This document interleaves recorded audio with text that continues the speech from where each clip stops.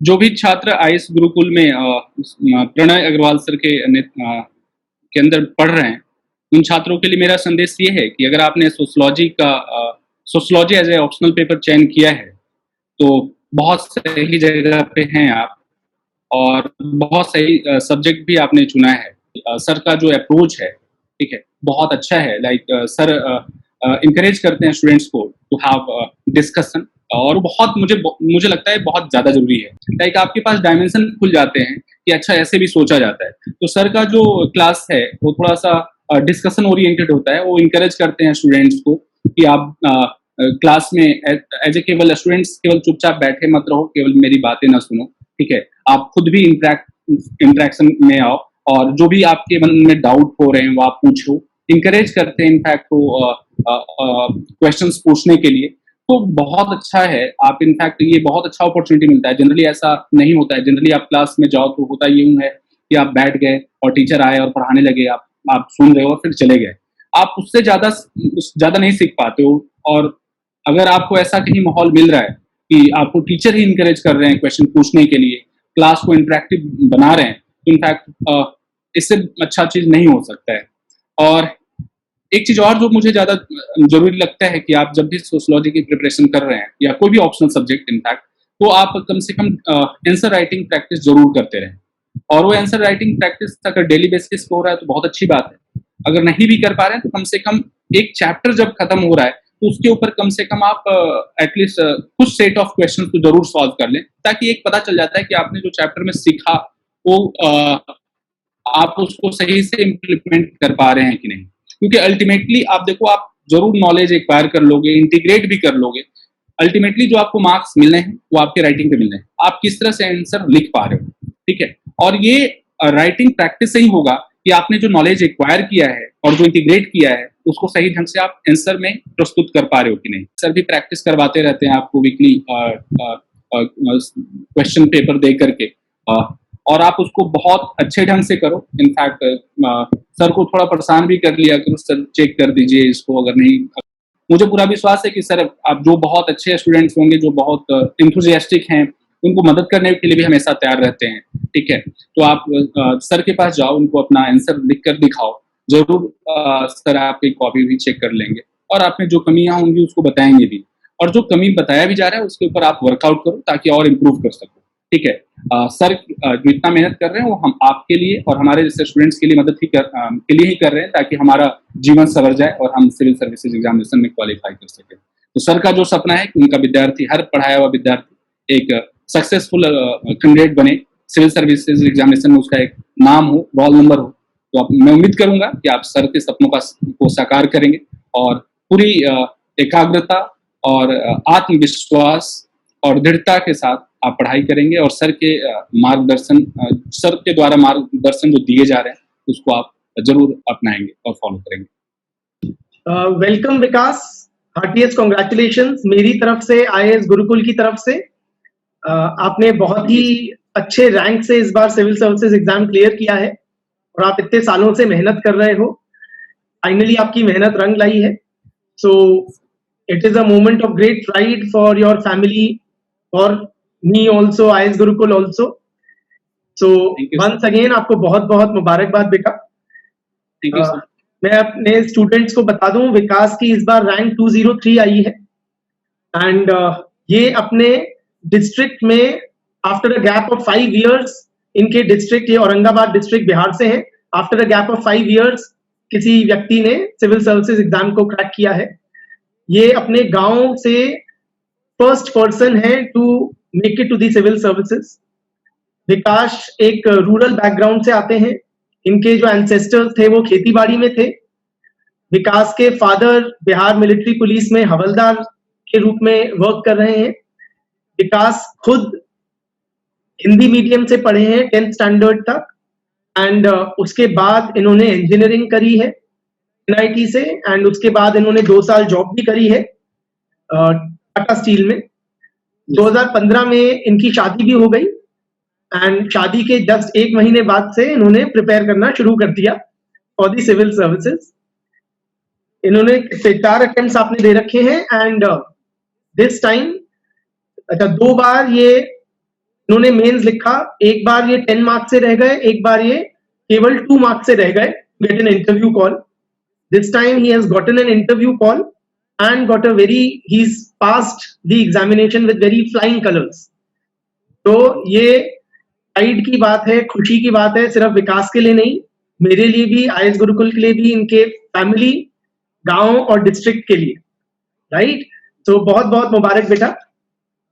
Sir विकास, आप मेरे को थोड़ा सा ये बताइए कि let's first deal with the academic portions of the your journey. कि यूपीएससी एग्जाम में what was it that you found academically most challenging? Sir एक तो सर मेरे साथ जो प्रॉब्लम था, मैंने जो इंग्लिश मीडियम मैंने चुना था एग्जाम के लिए, मेरा जो 10th तक का एजुकेशन था, मैंने सोशल साइंस पढ़ी थी, वो मैंने हिंदी में पढ़ा था. मेरे लिए सबसे ज़्यादा चैलेंजिंग ये था कि सारी चीज़ों को इंग्लिश में जानना. लाइक मैं अक्षांश और देशांतर पढ़ के आया था. Now I have to learn longitude and latitude. इस तरह के सारे जो टर्म्स, चाहे वो हिस्ट्री के हो या ज्योग्राफी के थे, वो सारे लिए मेरे लिए नए टर्म थे. तो मेरे लिए तो सबसे स्टार्टिंग में सर बहुत ज़्यादा मुझे मेहनत करना पड़ा था अपने वोकैबुलरी को इनरिच करने के लिए, और मैं हर सब्जेक्ट का टर्म्स समझ सकूं. इस पर पकड़ बनाने में मुझे थोड़ा सा समय लगा. इसके अलावा सर जो मुझे ज़्यादा चैलेंजिंग लगा है ओवरऑल, लाइक कि जो पूरा सिलेबस है वो अपने आप में, like you have to read each and everything, और उसके बारे में आप जितना कोशिश करते हैं सिलेबस के अनुसार भी जानने का, वो बहुत ही कम पड़ता जाता है. You don't know from where they will ask the question, at least in the prelims phase. Sir मेरे लिए तो हर पार्ट ही था चैलेंजिंग जो भी सिलेबस में है, बट स्लोली मैंने उस पर मेहनत की और फाइनली मेरा मेहनत रंग ला पाया है. जी बेटा, आप ये एडवाइस बाकी स्टूडेंट्स को देंगे कि वो भी इंग्लिश मीडियम में एग्जाम देना प्रेफर करें? क्या कारण कि आप आते हिंदी मीडियम में दे सकते थे, परंतु आपने कॉन्शियसली इंग्लिश मीडियम चूज किया? सर मेरा रीजन ये था कि मैं 11th-12th में फिर मैं इंग्लिश मीडियम में चला गया था. साइंस मैंने इंग्लिश से ही की, जो मेरा 11th-12th था, और उसके बाद मैंने इंजीनियरिंग की और वो भी इंग्लिश मीडियम में ही था. तो आप मैं 6 साल लगातार जो मैंने पढ़ाई की थी वो इंग्लिश मीडियम में हो गया. हिंदी से थोड़ा सा रिश्ता टूट सा चुका था. तो मैं सोचा कि जब इंग्लिश के साथ आप हो, आगे भी आपको इनफैक्ट इन सर्विस भी आपको जरूरत पड़ेगी. मैं सोचा कि एक आप हिंदी के साथ तो आप कंफर्टेबल हो ही, इंग्लिश के साथ कब तक आप दूर भाग सकते हो, ठीक है. तो यही एक मौका है, चलो इसके साथ आपका इंग्लिश भी थोड़ा इम्प्रूव हो जाएगा. तो मैंने इस कारण से सर सोचा कि इंग्लिश के साथ मूव ऑन करना चाहिए और मैंने इंग्लिश मीडियम चुना है. लेकिन एक बात मैं बोलना चाहूँगा सर, वैसे माध्यम कोई भी आप चुने, या हिंदी या इंग्लिश, सफलता में बाधक साबित नहीं हो सकते हैं. ज़्यादा ज़रूरी है कि आप सही लगन के साथ मेहनत करते जाएँ, और जो भी सिलेबस में दिया हुआ है उसको अगर आप सही ढंग से तैयार कर लेते हैं, तो या माध्यम हिंदी हो या इंग्लिश हो, बहुत ज़्यादा कठिनाई नहीं होगी सफलता प्राप्त करने. वेरी नाइस विकास. विकास बेटे, ये बताएं कि प्रीलिम्स और मेंस की प्रिपरेशन आपने अलग अलग करके, सेग्रीगेट करके करी, या एक इंटीग्रेटेड प्रिपरेशन थी? क्या आपकी ब्रॉड अप्रोच रही जीएस के लिए? सर इनफैक्ट मैंने प्रीलिम्स, मेंस और इंटरव्यू, मैंने इन तीनों को इंटीग्रेटेड वे में ही लेकर चला था.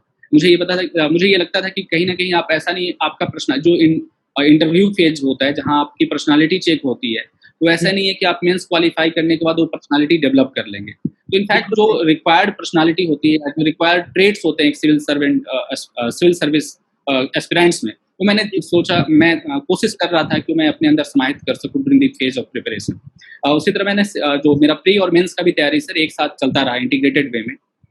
मैंने दोनों के एक ही साथ नोट्स बना रहे थे. ऐसा नहीं था कि केवल प्रीलिम्स ओरिएंटेड है ये नोट्स, केवल मेंस ओरिएंटेड नोट्स था, ऐसा नहीं था. इनफैक्ट सर मैंने कोशिश की थी कि जो सिलेबस में टॉपिक्स, अब फर्स्ट अटेम्प्ट में तो ऐसा प्रयास नहीं था, ओवरऑल केवल मैं पता चला गया था, थोड़े नोट्स बनाए थे. लेकिन सेकंड थर्ड अटेम्प्ट जैसे आगे बढ़ा, तो फिर मैंने सर हर टॉपिक वाइज नोट्स बनाने शुरू कर दिए.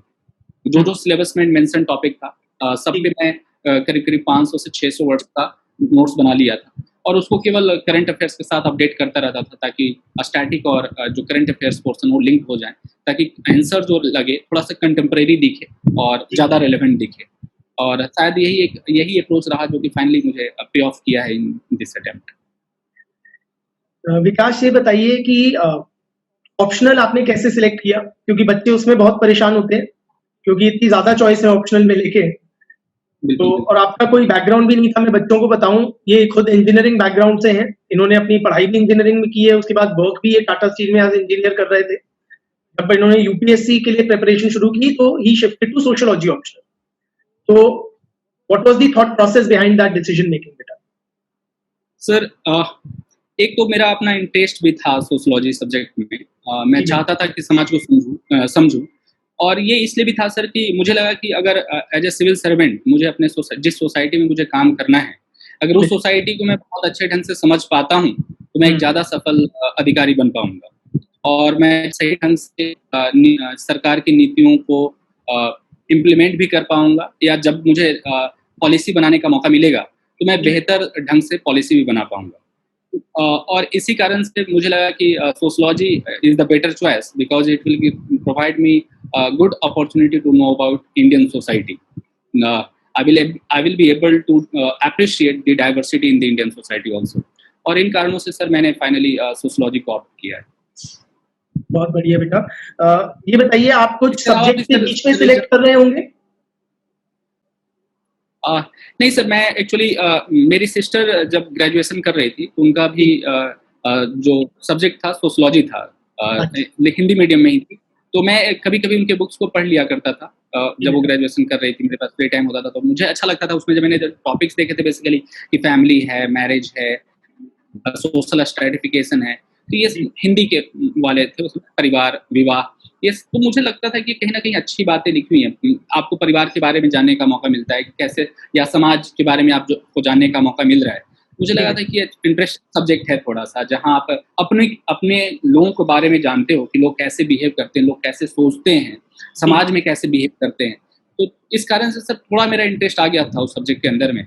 और जब मुझे यहाँ मौका मिला तो मैं बहुत क्लियर था अपने माइंड में कि मुझे सोशोलॉजी के साथ जाना है. हाँ, एक जब मैं इंजीनियरिंग कर रहा था तो मेरे दिमाग में थोड़ा सा आया था कि शायद मैं मैथ के साथ जाऊँ. फिर मुझे लगा कि मैथ्स हो सकता है सिलेक्शन दिला देगा, लेकिन ओवरऑल मुझे जो मैं जिस सर्विस में जा रहा हूँ वहाँ पता नहीं कितना मुझे फ़ायदा पहुँचाएगा. वो जितना मुझे नॉलेज है उसका मैं बाद में भी इस्तेमाल कर सकता हूँ, लेकिन अगर मैं सोसाइटी के बारे में अगर अच्छे ढंग से समझ लूँ तो ऑब्वियसली मैं ज़्यादा एक बेहतर ऑफिसर बन पाऊंगा और समाज की सेवा बहुत बेहतर ढंग से कर पाऊंगा. इसलिए केवल मैंने सर सोशोलॉजी ऑप्ट किया. वेरी नाइस बेटा. एंड आपको जब आपने सोशोलॉजी लिया तो did it help you in any other portions of syllabus like essay या जनरल स्टडीज में कहीं आपको मदद हुई सोशोलॉजी ऑप्शनल होने की वजह से? ऐसे में तो खास करके मददगार साबित हो जाता है. खासकर मैं जब 2017-18 के अटेम्प्ट्स जो थे उसमें मैं खास करके देखा हूँ आप लाइक कि अगर आपका एक सोशोलॉजी ऑप्शनल है तो आप कम से कम एक ऐसे तो आप बहुत अच्छा लिख पाएंगे. एक ऐसे तो हमेशा आ रहा है सर. लाइक इस बार का भी ऐसे जब बात कर रहा था प्राइमरी एजुकेशन और हेल्थ के बारे में, तो इस बार भी पूछा गया था primary health care and education. तो इनफैक्ट अगर जिनका भी बैकग्राउंड सोशोलॉजी का है और थोड़ा सा करंट अफेयर्स के साथ अपने आप को अपडेट करते रह रहे हैं तो ज़्यादा बेटर पोजीशन में होंगे उस ऐसे को लिखने में. ठीक है, आप बहुत अच्छे से कनेक्ट कर पाते हैं कि कैसे चीज़ें लाइक कि अगर आपका एजुकेशन पे फोकस नहीं है तो कैसे पॉपुलेशन बढ़ सकता है, और अगर पॉपुलेशन चला जाएगा तो we have the chapter in fact population dynamics. आप फिर उसको पूरी तरह से लिंक करते जा सकते हो कि कैसे वीमेन के हेल्थ पर एडवर्सली इफेक्ट करेगा, कैसे वो इकोनॉमिक पार्टिसिपेशन उनका कम होता चला जाएगा. ठीक है, कैसे आपका रिसोर्सेज पे बहुत ज़्यादा बर्डन बढ़ता चला जाएगा. तो ये पूरा पॉपुलेशन डायनेमिक्स को आप लिंक कर सकते थे इसके साथ. हेल्थ में भी वैसा ही है सर. हेल्थ वाला जो टॉपिक था कि हेल्थ के ऊपर नेग्लेक्ट नहीं अगर नहीं दे रहे हैं तो कैसे इफेक्ट करेगा. तो इकोनॉमिक्स वर्क एंड इकोनॉमिक्स हमारा चैप्टर है पेपर 1 के अंदर में. तो वहाँ से हम देख सकते हैं कि how much health is important. Otherwise जो लेबर्स हैं वो उनका प्रोडक्टिविटी घट जाएगा. तो ये पूरी बातें हैं सर जो हम लिंक कर सकते थे. ठीक है, और इसका एक नतीजा भी रहा सर. लाइक कि मैंने जब अपना 2016 का मेरा पहला अटेम्प्ट था मेंस का, उस साल मुझे ऐसे में 160 मार्क्स भी मिले थे. इस बार का तो भी मार्क्स आया नहीं, तो नहीं बता पाऊंगे कितना है. 160 तो बहुत प्यारे मार्क्स हैं. तो सर अब उसमें कहीं ना कहीं सोशोलॉजी का योगदान रहा है सर. ऐसे और जो जीएस पेपर 1 जहाँ सोशल इश्यूज है, इनफैक्ट सर ना केवल सोशल इश्यूज को समझने में मदद करता है सोशोलॉजी. अगर आप सर, मुझे लगता है कि अगर आप सोशल इश्यूज जितना अच्छा से समझ पाओगे उतना अच्छे ढंग से आप जीएस पेपर 2 का जो सोशल जस्टिस का पोर्शन है आप उसको अप्रिशिएट कर पाओगे कि क्यों किन्हीं के साथ प्रॉब्लम है, इसलिए उनको जस्टिस रिक्वायर्ड है. और तब आप समझते हो कि यस सोशल जस्टिस रिक्वायर्ड और ये सारे प्रोविजन है, हमको क्यों पढ़ना है. आप जीएस पेपर 2 का है, लेकिन ये अगर आपका जीएस पेपर 1 का सोशल इश्यूज क्लियर है तो ये बहुत अच्छा आप समझ पाओगे। और जब आप सोशल जस्टिस समझ सकोगे तो आपको समझ में आएगा कि इसको इम्प्लीमेंट भी करना जरूरी है। तो आपको समझ में आएगा गवर्नेंस अगर हमको करना है तो गवर्नेंस में क्या हमें चीज़ों को ध्यान में रखना होगा। तो इनफैक्ट सर सोशोलॉजी पढ़ने का केवल एक ऐसा नहीं हम बोलेंगे कि केवल ऐसे में फ़ायदा है या जीएस पेपर 1 का सोशल इश्यूज में फ़ायदा है। इनफैक्ट आप उसको लिंक कर सकते हो सोशल जस्टिस के साथ भी, और उसको आप बहुत अच्छा आंसर बना सकते हो जब गवर्नेंस का आंसर लिख लोगे तब भी। इंटरव्यू के समय बताइए, how was your interview experience? क्या उसमें ऑप्शनल के बारे में आपसे पूछा गया या सोसाइटी रिलेटेड कुछ, और ओवरऑल एक्सपीरियंस कैसा रहा एक्चुअल यूपीएससी इंटरव्यू का? Yes, it was nice experience to have have a formal discussion during the course of interview with the bureaucrats and experts. Sujata Mehta ma'am हमारे बोर्ड की chairman, she is quite inspiring lady in fact. जो उनका personality aura था, I was quite impressed when I saw her for the first time. बहुत अच्छा रहा sir interview मेरा। अब I don't know what marks I have got, लेकिन sir मुझे जो इंटरव्यू में सोशोलॉजी से मुझसे कोई भी क्वेश्चन नहीं पूछा गया। मेरा जो पूरा क्वेश्चन चला वो था थोड़ा मेरे बैकग्राउंड के साथ और स्टील सेक्टर्स, क्योंकि मैं टाटा स्टील में काम किया था तो स्टील सेक्टर के साथ क्वेश्चन चल गए। फिर औरंगाबाद इलाका सर थोड़ा नक्सल प्रभावित इलाका है, सो मैंने लेकिन इन सभी क्षेत्रों को मैंने खुद से पहले प्रिपरेशन करके रखा हुआ था। मुझे पता था कि लगता था कि मुझसे ये सारे क्वेश्चन पूछे जाएंगे। तो जब मुझसे पूछा भी गया कि स्टील सेक्टर के बारे में बताइए, प्रॉब्लम्स क्या हैं या इंडियन गवर्नमेंट ने क्या मेजर्स लिए थे, मैं कंफर्टेबल था, उनका मैंने जवाब दिया। फिर औरंगाबाद में नक्सल जो प्रभावित इलाका है उसके बारे में क्वेश्चन पूछा गया कि नक्सलिज्म के परसिस्टेंस के क्या रीजन है, जिनको नक्सलिज्म के प्रॉब्लम्स को कब करने के लिए क्या स्टेप्स लिया है गवर्नमेंट ने। फिर मुझसे इकोनॉमिक्स से कुछ ज़्यादा ही क्वेश्चन पूछा गया था मुझसे, और मुझे लगा कि मेरे से जस्ट एक पहले जो कैंडिडेट गया था वो सर उसका कॉमर्स बैकग्राउंड था उनका, तो हो सकता है कॉमर्स बैकग्राउंड के बाद मैं अंदर गया तो बहुत ज़्यादा इकोनॉमिक्स से बहुत ज़्यादा क्वेश्चन पूछे गए थे, कि मॉनेटरी एक्सचेंज रेट के बारे में, मॉनेटरी पॉलिसी के बारे में, सर्ज प्राइसिंग, इसके अलावा कुछ कोविड-19 से भी अच्छे खासे प्रश्न। इनफैक्ट एक पैनल मेंबर ने केवल कोविड-19 से रिलेटेड क्वेश्चन मुझसे पूछा। तो आपका वो डिलेड इंटरव्यू था सर रिपीट करेंगे सर, सॉरी सर। आपका इंटरव्यू डिले हुआ था कोरोना की वजह से? मेरा 19 मार्च को था। अच्छा, तो आपका पहले ही हो चुका था शायद, है ना? पहले ठीक है। आपको लगा कि एक स्ट्रेस इंटरव्यू है या कंफर्टेबल था? नहीं सर, कहीं से भी मुझे स्ट्रेस इंटरव्यू नहीं लगा, बहुत कंफर्टेबल, बहुत स्मूथली बीत गया। मुझे तो पता भी नहीं चला कि 30 मिनट्स हो गए हैं और मैडम ने कहा कि okay your interview is over now. पता भी नहीं चला। इनफैक्ट मुझे जैसा मतलब लोगों ने बताया था कि थोड़ा स्ट्रेसफुल हो जाता है इंटरव्यू, थोड़ा डर फील करोगे, मुझे वैसा कुछ उस समय फील नहीं आया। पता नहीं मार्क्स कितने आए, बट बहुत नॉर्मल सा इंटरव्यू गया। विकास, ये बताएं आपके इंटरनेट कनेक्शन कोई थोड़ा सा बैंडविड्थ लो बता रहा है, तो उसका कोई हल हो सकता है क्या क्वालिटी वाइज? इंटरनेट कनेक्शन की क्वालिटी वाइज सर नहीं सर, मैं इसी से यूज कर लेता हूँ सर। अभी भी दिखा रहा है क्या? हो सकता है सर कभी कभी लो दिखाता है। फंस रहा है क्या सर आवाज? थोड़ा थोड़ा बफर होके आ रही है, बट हम लोग काम चला लेंगे उससे, कोई दिक्कत नहीं है। आपने बच्चों के मन में बहुत होता है सोशियोलॉजी ऑप्शनल के समय, आंसर्स देखते समय, कि how do you distinguish your answer from a GS answer, particularly in sociology paper 2, क्योंकि बड़े जीएस टाइप के क्वेश्चन दिखते हैं, तो उनसे हमेशा ये पूछते हैं कि सर हम अपने आंसर को सोशियोलॉजिकल कैसे बनाएं। तो आपकी इस चीज के प्रति कैसे अप्रोच थी आपकी? सर जैसे उसके लिए सबसे ज़्यादा जरूरी है सर कि मैंने क्या किया कि जो हमारा सोशियोलॉजी का सिलेबस था उसको मैंने सही से थोड़ा सा मेमोराइज करने की कोशिश किया, ताकि वो मुझे एक डायमेंशन दे देते हैं कि मुझे किस डायमेंशन के ऊपर आंसर लिखने हैं। सर लाइक कि इस बार का जो क्वेश्चन था, interlinking of reverse, how will it benefit the agriculture और द फार्मर्स। तो बहुत अगर इसको सर बांट लें, अगर हमें डायमेंशन पता हो सोशियोलॉजी के सिलेबस के अनुसार, हम फिर एनालिसिस कर सकते हैं। वो तरीके हो सकते हैं सर कि या तो आपको थ्योरेटिकल पर्सपेक्टिव मालूम हो, लाइक कि आप अगर एनालिसिस करना स्टार्ट करें तो आपने जैसे फंक्शनल पर्सपेक्टिव से उसको देख लिया एक बार, एक क्रिटिकल पर्सपेक्टिव से देख लिया, फेमिनिस्ट पर्सपेक्टिव से देख लिया, हेबेरियन पर्सपेक्टिव से देख लिया, पोस्ट मॉडर्निस्ट पर्सपेक्टिव से देख लिया। तो ये डिफरेंट पर्सपेक्टिव से आप या तो उसको रिलेट करते जाओ और आप आंसर लिख लो।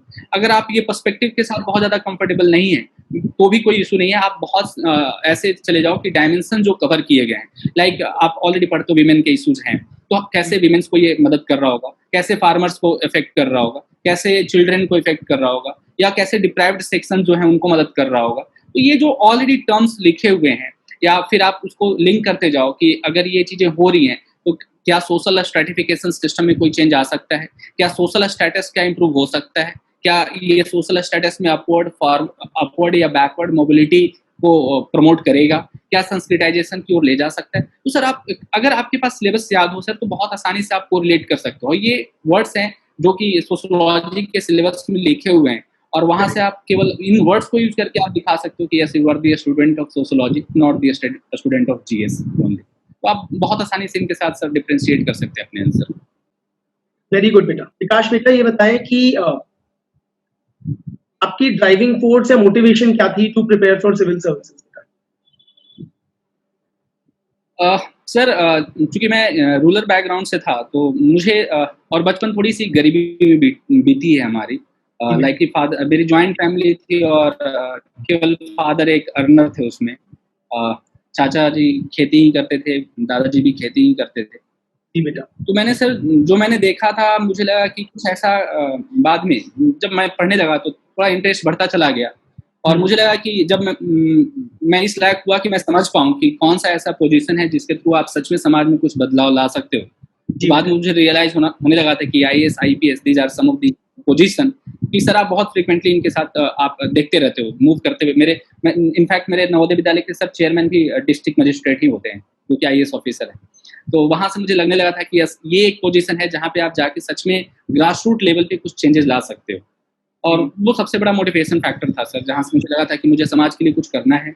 जो मैंने प्रॉब्लम कुछ झेले हैं बचपन में, उस तरह का प्रॉब्लम सब कोई न झेले, ठीक है, कुछ मैं समाज के लिए कर पाऊँ। और उस कारण से सर मैंने अपने इनफैक्ट टाटा स्टील जॉब को मैंने भी छोड़ा, और जब मैं छोड़ भी रहा था टाटा स्टील जॉब को तो इनफैक्ट मेरे गाँव के लोग कुछ लोग ऐसा भी बोल रहे थे कि इनफैक्ट सर मेरे गाँव से मैं पहला इंजीनियर था और पहला ऐसा कोई व्यक्ति था जो इस तरह की किसी अच्छे जॉब में गया था। तो लोगों ने बोला भी कि ये गलत डिसीजन ले रहे हो, कहाँ तुम सेटल्ड लाइफ जी रहे हो, टाटा स्टील में अच्छी खासी तुम्हारी सैलरी भी तो उसका भी एक अपॉर्चुनिटी कॉस्ट अच्छा खासा रहा होगा। बहुत अच्छा खासा था सर, लेकिन वो क्योंकि मुझे कुछ करना था समाज के लिए, जो मैंने झेला है उसको मुझे लगता था कि मैं अगर कुछ ऐसे पोजीशन पे पहुंचूं जहां से कुछ लोगों के जीवन में कुछ सुधार ला सकूं, और वो केवल मोटिवेशन फैक्टर था जिस कारण मैं सिविल सर्विसेज के साथ जुड़ा सर। वेरी नाइस बेटा। विकास ये बताइए कि आपने सक्सेस और फेलियर दोनों देखे हैं इस एग्जाम के लेके, तो वो डिसाइडिंग फैक्टर क्या है which distinguishes between success and failure बेटा? सेम व्यक्ति हैं, आप नहीं बदले हैं, पॉसिबली शायद चेंज इन स्ट्रैटेजी रहा होगा, तो वो क्या है which makes the same person succeed in this exam और not succeed in this exam? Sir जो मैंने लाइक कि मैं जब पहली बार मिस किया था मुझे एक अंदेशा था कि हो सकता है मैं मेंस का शायद इंटरव्यू कॉल आ भी जाए, या हो सकता है मैं नैरो मार्जिन से मिस भी कर जाऊँ। मैं दोनों के लिए मेंटली प्रिपेयर्ड था कि अगर इंटरव्यू भी कॉल आता है तो ठीक है मैं आगे बढ़ता चला जाऊँगा, अगर नहीं आता है तो मुझे हिम्मत नहीं आता है। इनफैक्ट जब मार्क्स रिलीज किया UPSC ने, मैंने अपने सारे सब्जेक्ट से मार्क्स को एनालिसिस किया और मैंने सोचा कि ठीक है कहाँ मेरे अंदर में कमी रह गई थी। सर जरूरी इस बात की है कि आप सफलता से निराश ना हो। आप इनफैक्ट अगर सफलता से निराश हो जाएंगे तो ऑब्वियसली आप पहले ही उस रेस से बाहर हो जाएंगे। जरूरी ये है कि अगर असफलता से निराश ना हो, क्योंकि अगर आप असफल होने के बाद अगर निराश हुए तो आप रेस से बाहर हो जाएंगे। जरूरी ये है कि आप असफलता से सीखें, आप समझने की कोशिश करें कि कहाँ आपके अंदर में कमी रह गई थी जिसके कारण मार्क्स नहीं आ पाए। ठीक है, मैंने सर वही किया, मैंने अपने अंदर की कमियों को निकालने का कोशिश किया, और जो कमियां मुझे नजर आई मैं उसके ऊपर वर्कआउट करने लगा और कोशिश करने लगा कि इनको ज्यादा से ज्यादा इंप्रूव कर सकूं। मैं बार बार देख रहा था कि अपने आप को कैसे इंप्रूव करूं, और वही जो मेरी दृढ़ निष्ठा कहें या प्रतिज्ञा कहें कि मुझे इस एग्जाम को क्वालिफाई करना है और उसके लिए मुझे जो भी कुछ करना होगा मैं करने के लिए तैयार हूँ, निराश नहीं होऊँगा कभी भी अगर असफल भी रहा तो। और मैं जो भी स्ट्रैटेजी में चेंज रिक्वायर्ड होगा मैं उसको चेंज लाऊँगा और प्रयास करता जाऊँगा। शायद वही है सर जिसके कारण असफलता के बाद मुझे आज सफलता हाथ लगी। Very nice. विकास, ये बताइए, आपने जो 5 साल दिए इस एग्जाम को अपनी ज़िंदगी के, कभी मन में ये विचार आया कि छोड़ दूँ? नहीं सर, ऐसा नहीं आया क्योंकि मैं जब छोड़ा था तो मुझे ये पता था कि ये एक मैं रिस्क ले रहा हूँ। जी। हो सकता है मैं सफल भी रह जाऊँ। तो मैंने ये सोचा था कि जो मेरे सारे अटेम्प्ट हैं, एटलीस्ट जो 6 अटेम्प्ट मुझे अलाउड हैं अंडर सिविल सर्विसेज, वो मैं कम से कम दे लूँगा। और हर अटेम्प्ट में अपने आप को कोशिश करूँगा कि पिछले अटेम्प्ट से मैं अपने आप को बेहतर कर सकूँ। और इसलिए मैं निराश भी नहीं हुआ था। जब थोड़ी तो निराशा होती है, आप एज ए ह्यूमन बीइंग आप बिल्कुल अवॉइड नहीं कर सकते हो कि आप असफल रहे और आप खुश रह जाओ, ऐसा तो हो नहीं सकता है। बट मैं दोबारा हिम्मत जुटाता था और फिर से लग जाता था प्रिपरेशन में।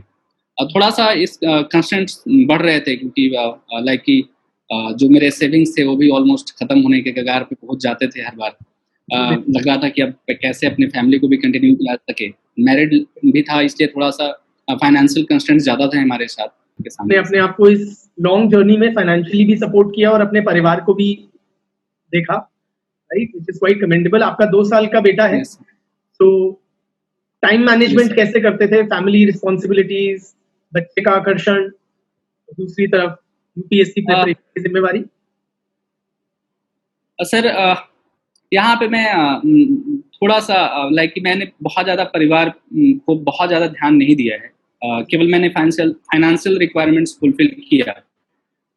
बाकी मैंने रिस्पॉन्सिबिलिटीज से थोड़ा मुझसे चूक हुई है। मैं उस तरह से ध्यान नहीं दे पाया क्योंकि अगर मैं ध्यान देता तो ऑब्वियसली ये प्रिपरेशन पूरी तरह से नहीं मैं कर पाता।